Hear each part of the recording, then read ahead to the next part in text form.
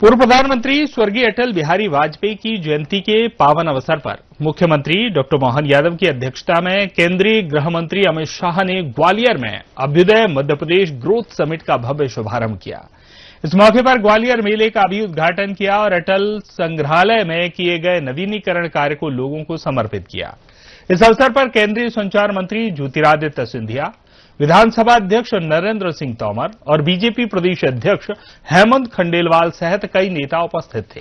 इसके बाद केंद्रीय मंत्री अमित शाह और सीएम डॉक्टर मोहन यादव रीवा के बसामन मामा गौवंश वन विहार पहुंचे, जहां प्राकृतिक खेती प्रकल्प का शुभारंभ और कृषक सम्मेलन में शामिल हुए। इस दौरान प्रगतिशील और प्राकृतिक खेती करने वाले कृषकों को सम्मानित किया गया।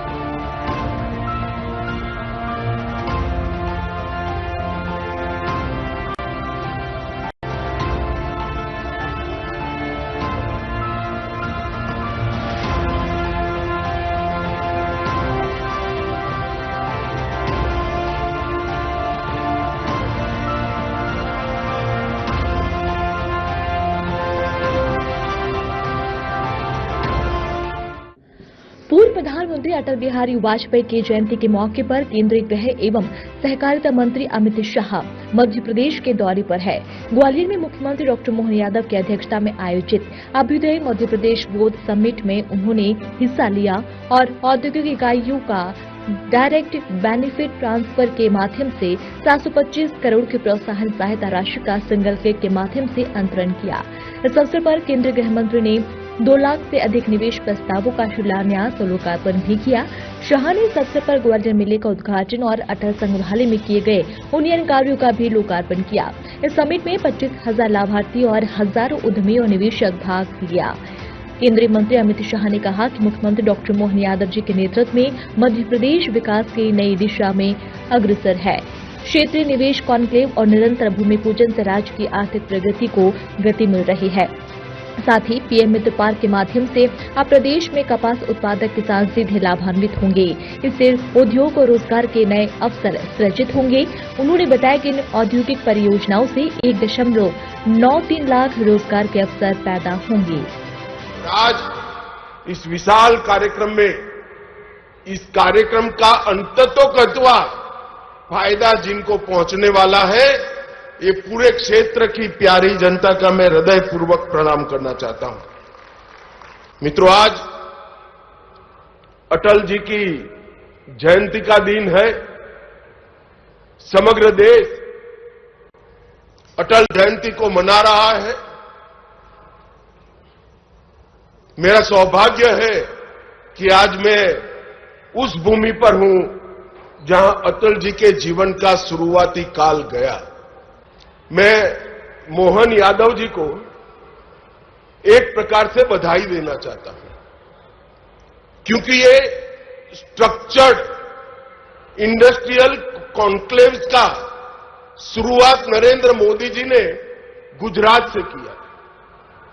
वाइब्रेंट गुजरात के नाम से इंडस्ट्रियल समिट को आयोजित करने की एक वैज्ञानिक शुरुआत नरेंद्र मोदी जी ने की और उसमें राज्य के कैपिटल के अंदर एक बहुत बड़ा इंडस्ट्रियल समिट होता था और राज्य में निवेश आता था।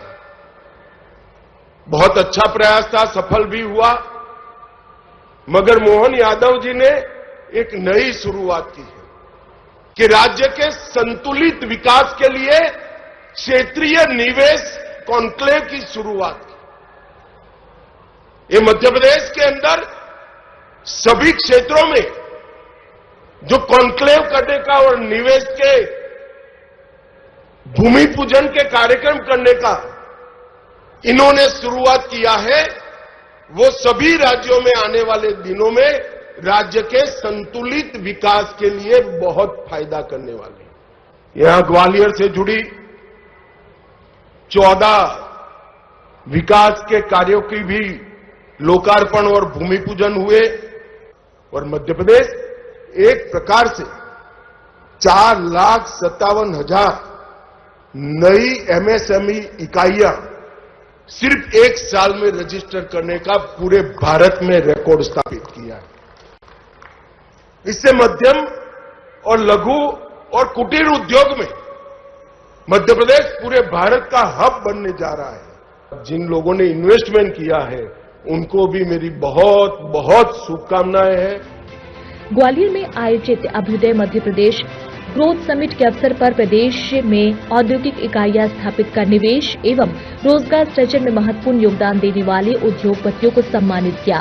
इसके साथ ही ईज ऑफ डूइंग बिजनेस सुदृढ़ करने और नीतिगत बदलावों से प्रदेश में निवेश अनुकूल वातावरण बनाने के संपूर्ण प्रयासों पर आधारित पुस्तिका का विमोचन किया। मुख्यमंत्री डॉक्टर मोहन यादव ने कहा कि ये सम्मेलन प्रदेश सरकार के संकल्प को आगे बढ़ने वाला सिद्ध होगा।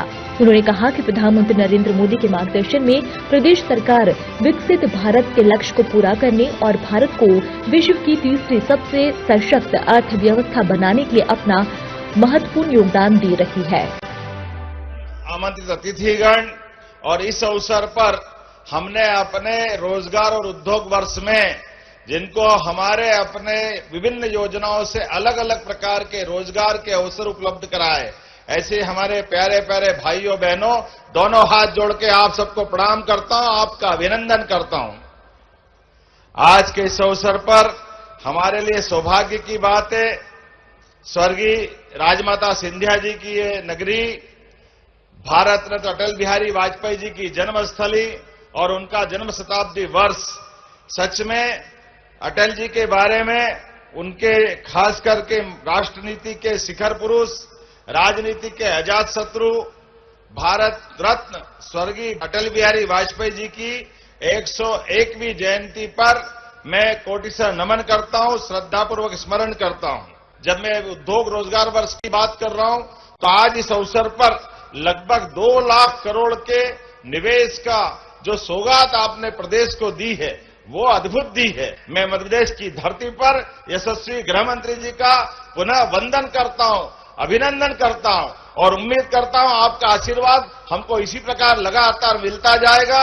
अटल जी की जन्म जयंती को इससे अच्छा सार्थक करने का कोई मौका क्या हो सकता है, जब हम ग्वालियर की धरती पर लाखों करोड़ों लोगों को रोजगार उपलब्ध करा रहे और साथ ही साथ प्राकृतिक खेती का एक रीवा में एक और आयोजन कर रहे हैं। ये जो बड़ी बड़ी सौगातें मिल रही है, एक बार फिर मैं आपके माध्यम से प्रदेश की जनता को बधाई देना चाहता हूं। मेरी ग्वालियर की सबसे शानदार और जानदार जनता जो आज इस दिवस पर यहां एकत्रित हुई है, मेरे लिए ये दिवस एक औपचारिकता का दिवस नहीं, लेकिन गहरे भाव का एक उत्तरदायित्व का दिवस है। और उसके पीछे 2 कारण हैं। सबसे प्रथम कारण, ग्वालियर के सपूत, राष्ट्र के नवरत्न, भारत रत्न, हमारे अपने अटल बिहारी वाजपेयी जी का जन्म शताब्दी का दिवस है आज मेरे भाइयों और बहनों। इस तरह से मध्य प्रदेश की सबसे बड़ी विशेषता है उसका भौगोलिक लोकेशन। आधे भारत को सप्लाई बहुत कम ट्रांसपोर्टेशन की कॉस्ट के साथ किया जा सकता है, मगर उसका 100% दोहन तभी हो सकता है कि मध्य प्रदेश में सिमेट्रिकली इंडस्ट्री लगे। जो दक्षिण से जुड़े राज्य हैं, जिले हैं, वहां भी इंडस्ट्री लगे। दिल्ली से जुड़े जिले हैं, नजदीक है, जैसे हमारा ग्वालियर है, वहां पर भी इंडस्ट्री लगे। पश्चिम से जुड़े क्षेत्र है, धार झाबुआ, वहां पर भी इंडस्ट्री लगे। तभी जाकर एक भौगोलिक लोकेशन का बड़ा फायदा मध्य प्रदेश को मिलता है। मोहन जी ने सोच समझकर ही किया होगा, मगर मैं इनको बहुत बधाई देना चाहता हूं कि आपकी क्षेत्रीय इन्वेस्टमेंट समिति ने मध्य प्रदेश के चहुमुखी विकास का बहुत बड़ा नींव डालने का काम किया है। यहां ग्वालियर से जुड़ी 14 विकास के कार्यों की भी लोकार्पण और भूमि पूजन हुए और मध्य प्रदेश को विकास का रास्ता दिखाने का काम एक प्रकार से भारतीय जनता पार्टी ने किया। केंद्रीय गृह मंत्री अमित शाह और सीएम डॉक्टर मोहन यादव ग्वालियर के बाद रीवा पहुंचे, जहां सेमरिया के बसामन मामा पहुंचकर प्राकृतिक खेती प्रकल्प का शुभारंभ और कृषक सम्मेलन में भाग लिया। इस दौरान प्रगतिशील और प्राकृतिक खेती करने वाले किसानों को सम्मानित किया गया।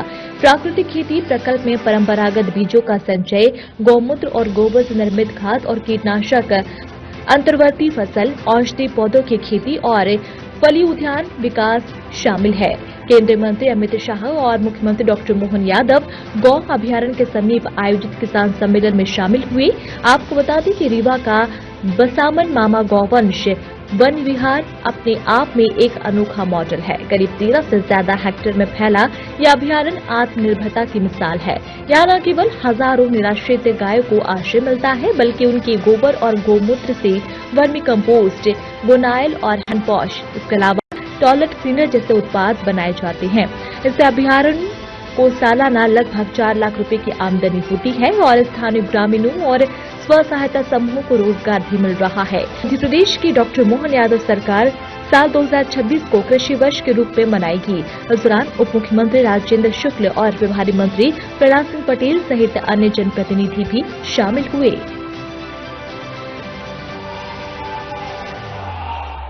बेसहारा सड़कों में घूमती हुई गायें खेतों में जाएं, यदि गाय दूध देना बंद कर दे और खेतों में जाएं तो डंडा लेके लोग उनको भगाएं, जिसके शरीर में 33 करोड़ देवी देवताओं का वास होता हो। इस धरती में कोई ऐसा प्राणी नहीं है जिसके मलमूत्र को देख के लोग दूर नहीं भागते हो। अकेले गौमाता और गौवंश हैं जिनके मल और मूत्र की पूजा में जिसका उपयोग होता है।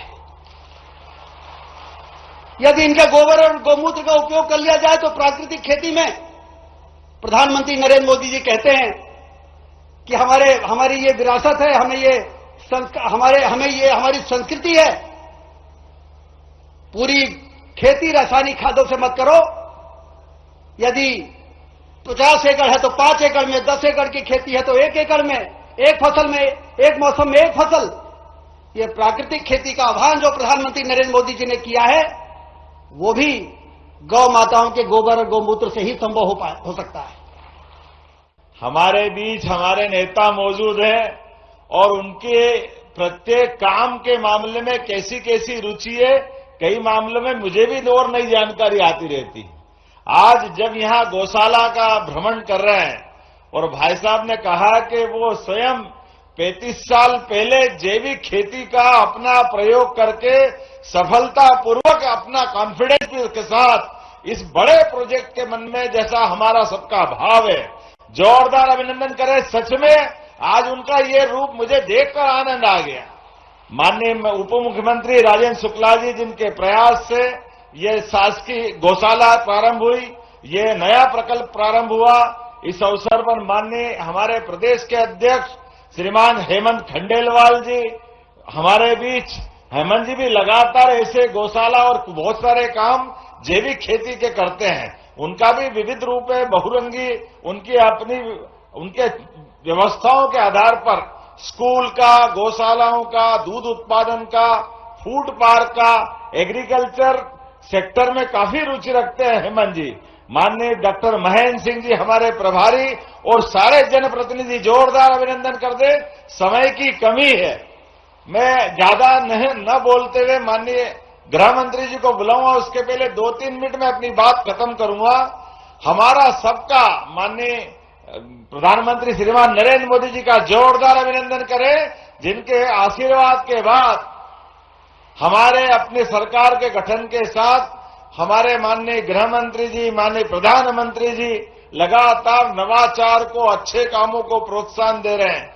और खासकर ये बताना चाहूंगा, हमारे प्रदेश के अंदर किसानों की आय बढ़ाने के लिए, दूध का उत्पादन बढ़ाने के लिए भी बनासकांठा से नेशनल डेयरी डेवलपमेंट बोर्ड, और आप सहकारिता मंत्री भी हैं, इस नाते से किसानों की आय खेती की फसल से तो बढ़ना ही चाहिए, लेकिन दूध उत्पादन भी बढ़े, और दूध उत्पादन के आधार पर घर घर व्यक्ति के जीवन में सुख समृद्धि आए। इसलिए दूध और दुधारू पशु जैसी पशु जिनके आधार पर हमारे गोवंश से हमारी खेती का भी रकबा सुधरे, खेती की आय भी बढ़े, ऐसे उद्देश्य के लिए हमारी सरकार ने नेशनल डेयरी डेवलपमेंट बोर्ड के माध्यम से एमओयू किया, और दूध उत्पादन में भी पशु जिनका दूध ज्यादा उत्पादन होता है ऐसे कई काम बढ़ा रहे हैं। जब हम गौशाला बढ़ा रहे हैं तो घर घर गोपाल, जिनके घर गाय वो गोपाल, इसलिए गोपाल कृष्ण भगवान की हमने प्रयास किया कि गौशालाओं के अलावा घर घर दूध का उत्पादन बढ़ाना चाहिए, उनको अपनी दूध की सही दाम मिलना चाहिए, और उन्नत पशुओं की नस्ल घर घर पहुंचना चाहिए। इसलिए आपने कहा था पिछली बार 2024 दिसंबर में कि अभी राज्य में 9% दूध का उत्पादन होता देश के आधार पर, आपके आशीर्वाद से 5 साल में इसको 20% तक ले जाएंगे, 20% तक। जोरदार अभिनंदन करें, ये बड़ा संकल्प है, लेकिन आपके आशीर्वाद से पूरा होने वाला है। 1 साल के अंदर पिछले साल तक राज्य में हम 9,000 लीटर दूध का उत्पादन करवा रहे थे, लेकिन अभी अभी आंकड़ा आया है पशुपालन विभाग के द्वारा, अभी हमने 12,000 लीटर दूध का प्रति दुग्ध संघ हमारे पास यह आंकड़ा आया है। 25% खरीदने के आधार पर बढ़ा है, लेकिन इसको 20% तक ले जाना है। और ये निराश्रित गौ माता है जिनमें 33 करोड़ देवी देवता का वास होता है, ये दर दर क्यों भटके। वास्तव में इसका सारा प्रबंधन करने के लिए हमने नगरीय निकायों में नगर पालिका, नगर निगम, नगर पंचायत प्रत्येक गौशाला को 20 रुपया प्रति गौमाता के बजाय 40 रुपया प्रति गौमाता करने का निर्णय किया है। ऐसे कई और निर्णय मैं बता सकता हूं, लेकिन आज समय की कमी है। आज तो मन आनंद से भरा हुआ है। अटल बिहारी वाजपेयी जी की जयंती है, जोरदार अभिनंदन करें अटल बिहारी वाजपेयी जी के लिए। जिन्होंने जो बोला वो कर दिखाया। बहुत कम लोग ऐसे हैं जिनका वक्तव्य और जीवन दोनों एक समान होते हैं। सम्माननीय अटल जी उसी श्रेणी के राजनेता रहे। मैं मनपूर्वक अटल जी को श्रद्धांजलि देकर मेरी बात की शुरुआत करना चाहता हूं। आज ये मध्य प्रदेश का रीवा क्षेत्र सहन एक विकसित क्षेत्र में बढ़ रहा है। आज एशिया का सबसे बड़ा सोलर प्लांट हमारे रीवा में, रीवा से प्रयागराज हो या जबलपुर, बहुत अच्छी 4 मार्गीय सड़कों का विकास हुआ है। और अभी मैंने उतरते वक्त मोहन जी को पूछा कि भैया देर हो जाएगी तो उड़ पाएंगे क्या? तो मोहन जी ने कहा रीवा का एयरपोर्ट अब 24 घंटे विमान लेकर दिल्ली जा सकता है। अनेक चीजें हैं जो बताने लायक है, मगर समय हमें परमिट नहीं करता है। मित्रों, आज मुझे उप मुख्यमंत्री साहब मिलने आए थे। उन्होंने कहा था हमारे रीवा में बसामन मामा गौवंश विहार बन रहा है, एक देखने जैसा प्रकल्प है। मैंने उनको बताया था मैं जब भी मध्य प्रदेश आऊंगा जरूर रीवा आकर बसावन मामा गौवंश प्रोजेक्ट को देखूंगा। और आज मैं जाकर देख कर आया, एक बहुत अच्छा निदर्शन प्रयोग जो कई सारे किसान का काम करने वाले, गौ पालन का काम करने वाले हमारे अच्छे किसान हैं, उनको आगे मार्गदर्शन कर सकता है, ऐसा एक बहुत अच्छा प्रकल्प यहां बनाया गया है। यहां गौशाला भी है और गौशाला के साथ साथ गाय के गोबर से निर्मित प्राकृतिक खेती की पूरी श्रृंखला और 5 स्तरीय खेती, जो सब्जी भी उगाती है, बेलें भी देती है, पपीते जैसे मध्यम कद के फल भी देती है, बीच में चने और छोटे क्रॉप भी होते हैं, दलहन भी होती है और ऊपर फलदार वृक्ष भी होते हैं। 1 एकड़ के अंदर 1.25 लाख रुपए से ज्यादा इनकम देने वाला ये प्रयोग निश्चित रूप से छोटे किसानों के लिए बड़ा आशीर्वाद रूप होने वाला है। इसका आधा भी अगर रीवा के प्रगतिशील किसान अपने खेत में कर ले और एक का देखकर दूसरे, दूसरे से देखकर तीसरे, तीसरे से देखकर चौथे किसान तक ये ट्रांसफॉर्म हो जाए, तो रीवा की कृषि आय 2.5 गुना बढ़ने की क्षमता रखती है। ये बहुत अच्छा प्रकल्प है। किसानों को यहां लाकर इसका निदर्शन, प्रगतिशील किसानों को लाकर इसके निदर्शन का प्रयोग करना।